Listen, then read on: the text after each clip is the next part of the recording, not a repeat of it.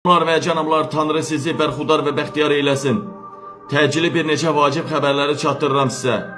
Erdoğan Türkiyədəki hadisələr fonunda, hadisələrin daha da gərginləşməsi fonunda Erdoğan özü gözəl bilir ki, böyük güclər onun qələmini qırdı, onu gətirənlər onu götürür. Artıq Erdoğan Amerikadan, Trumpdan sığınacaq istədi.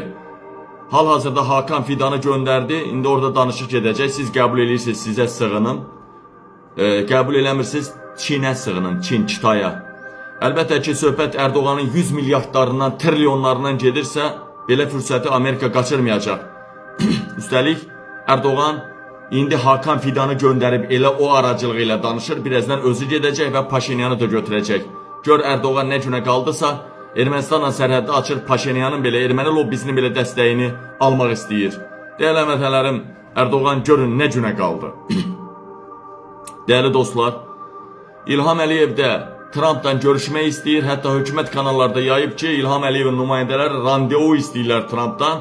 Paşinyanı pulsuz, parasız, heç nəsiz qəbul eləyən, Paşinyanı qəbul eləyən Trump, İlham Əliyevi qəbul eləmir. Eləsə də 5 ya 7 milyard dollar pula görə qəbul eləyəcək və belə salam verəcək bir dənə. 2 kəlmədə adam yerinə qoyub söhbət eləyə ya eləməyə. Amma xalqın 5-7 milyard pulu gedəcək. Bir dənə Paşinyanı çıxın, qalan Trump heç kimlə pulsuz görüşmür. Açıq deyirəm. O deyir, görüşürəm. O ancaq pulu ilə görüşür. Ciddi dəyərli həmvətənlərin başqa bir xəbər. Ağcabədidə 8-ci sinif tələbəsi 24 yaşından uşaq dünyaya gətirdi. Həmən uşaq o dünyaya gəldi, o oğlanı tutmadılar, tuta bilmirlər. Niyə? Çünki oğlan Bəylər Əyyubovun qohumudur, yaxın adamıdır, özü də Yezdi Kürdüdür. Getdik. Belə hadisələr çox olur da, gördünüz də, Kürd-Azər, korpus komandiri ilə erməni ilə alver elədi, satdı sənədi, mal alver elədilər, hər şey. Korpus komandiri Oruc Abdullayevi pensiya çıxartdılar. Mən burada danışdım, darmadağın elədim, Kürd-Azərin 8-7-ci sinif şagirdlərinin başına nə oynaşdığını, qızdırmış şiş, yerə bastırma, nələr burada deyiləsi deyil. Onları deyəndən sonra Kürd-Azəri sadəcə mayor rütbəsindən, polkovnik leytenant vəzifəsindən böyük miqdarda prezident təqaüdü ilə pensiya çıxartdılar. Dağıl ay hökumət dağıl. Gördünüz də bugün Yasamalda cəmaatın evlərini sökürdülər. Gördünüz də dağıdırdılar, evdə körpə uşaq olurlar. Əziz həmvətənlərim, daşı üstə qoya bilərsinizmi Bakıdan? Sırası 3 dənə, 4 dənə naziri töküləcək. Ay qardaş, o boyda binaları yıxan, o boyda Bakıda binalar tikən kimin şirkəti ola bilər? Ya Mehribanın ya İlhamın. Ya Mehribanın ya İlhamın. Su qutardana yalandan kran sürəni apardılar, yalandan şirkətin nümayəndəsini polisə dəvət elədilər, polis saxladı. Boş şeydi hamısı, gördülər, xalq daha çox paylaşır, millət qəzəb, daha da bu hadisələr fonunda, Türkiyədə, Gürcüstandakı hadisələr fonunda millət qızışır, ona görə mal alamaq üçün dedilər, polis sağ. Sən Bakıda gərək bir dənə ofis tikmək üçün ofis qaraj, gərək hansı nazirin qolu ola orada, nazirə hesab gedə. O da qalmışdı Bakıda binalar tikirsən, yüzlərlə, minlərlə, sən gərək Mehribanın ya İlhamın adamı olasan. Qutardı. O şirkətlər hamısı Mehribanın İlhamındır. O paça var ya, o cırıq. Neyse, bundan danışacağım canlı yayında. Əziz həmvətən, daha bir dəhşətli xəbər. Bilirsiniz ki, dostlar, məmurların, təkcə bir misal deyim, bunu sizə anlatmaq üçün, bunu sizə xəbər vermək təkcə bir misal deyim də sizə. Rəhim Hacıyev, başqa medialar paylaşıb, Amerikanın səsi, BBC, bunlar paylaşıb, BBC Azərbaycan paylaşıb. Bax, təkcə bir misal deyirəm.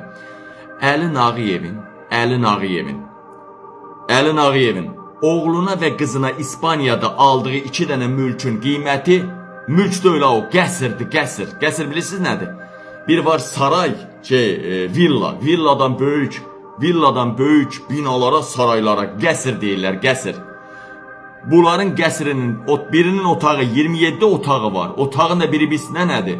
Nəm 100 neçə kvadrat, nəm 70 neçə kvadrat. Bizim ev onun içinə girər. Baxın, Əli Nağıyevin oğlunun və qızının təkcə ən lazımsız, ən balaca, ən mənasız İspaniyada 2 qəsri var. Biri oğlunun, bir qızının, qiyməti 581 euro. Dəyərli vətənlərim, 581 milyon, 581 milyon, yarım milyarddan çoxdur qardaş. Euro.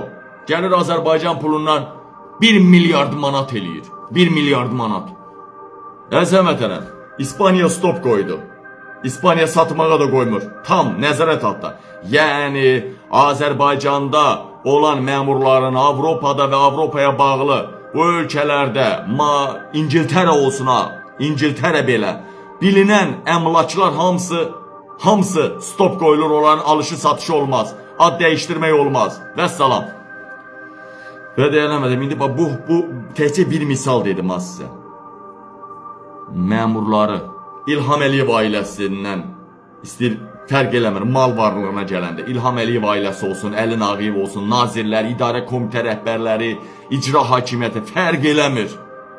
Hamısı stop qoyulur, alış, satış dayanır və zaman da müsadirə olunur. Görürsünüz də o Zamirə Hacıyeva məsələsi. İndi məsələ nədən gedir dəyərli həmvətənlərim? Artıq onu da deyim ki, Qənimət bəy də bundan çox danışıqdı. Hətta prezident ailəsinə yaxın olan adamların, nazirlərin yaxınları, icra başçılar, ailələri xaricə çoxuna stop qoyulubdur.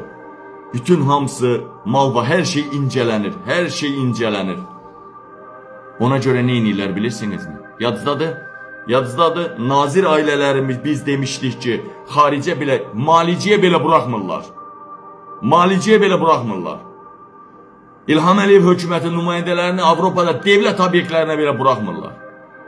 İndi baxın ha, gör nə demək istəyirəm. Məmurlar, nazirlər, idarə komitə rəhbərləri, hətta İlham Əliyev ailəsinə yaxın adamlar sərvətini bastırırlar yerə, torpağın altına.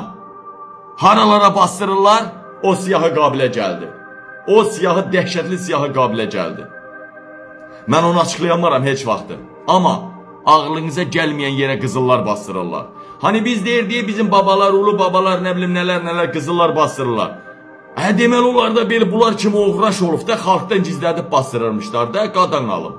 Yoxsa adam qızılını, varidatını nəvəsinə, ailəsinə, kimlərəsə miras buraxar da. Bu deməli qızılı bastırıbsa yerə, bu da belə uğraş olub da xalqa xəyanət eləyən, kimlərinsə malını yiyən olub da. Baxın ha, ləl cəvahirat, qızıl, tarixi əsərlər, ziniyyət əşyaları hamısı yerin altında bastırılır və siyahı da mənə gəlibdir. İlham Əliyev, yobana kaş qaldaq. Dümbələk. Mən burada Azərbaycanın gələcək prezidenti kimi sizin uğraşlar məhkəmələrinizə görə, həyatı təhlükəmə görə məni kimi bir güclü şəxsiyyət, mən burada səslənirəm ki, həyatı təhlükəm var və məhkəmələrim var. Maddiyyat lazımdır. Maddi kömək lazımdır. İldə bir dəfə, maksimum 2 dəfə səslənmişəm belə şeyə, əvvəllər. Cəmi cümü 4 gün ərzində, cəmi cümü 375 euro kömək eləyiblər mənə. O da cəmi cümü eləyir 750 manat. Allah şahidi, burada məni izləyənlər də bilir onu. Allah şahid. Məni kimi bir adama 4 gün ərzində çağırış eləyirəm. 375 euro, yəni 750 manat pul yığılıbdır. Halbuki bu heç onun 7%'ini eləmir. Halbuki ən aşağısı 7-15 min euro arası pul lazımdır. 7-15 min euro arası pul lazımdır. Siz qızılları, ləl cəvahiratı yerə bastırırsınız. Hətta xarici valyutanı yerə bastırırsınız. Sizi gidi sizi. Gördünüz ki BMT'dən belə dünya, Avropa, Azərbaycan xalqı Qabili dəstəkləyir. Gördünüz ki Qabil real seçimlərdə, səs vermələrdə Əli Kərimlini, Quba Divadoğlu'nu belə qabaqlayacaq. Gördünüz ki. Siz indi yerə yurda bastırırsınız. Xalqdan, bizdən gizlədirsiniz, bizdən əsirgirsiniz. Siz ölün, sizin hamınızı axtalayacağım və ölkədən deport eləyəcəyəm. Çoxunuz da azadlıq meydanında nə olacaqsınız?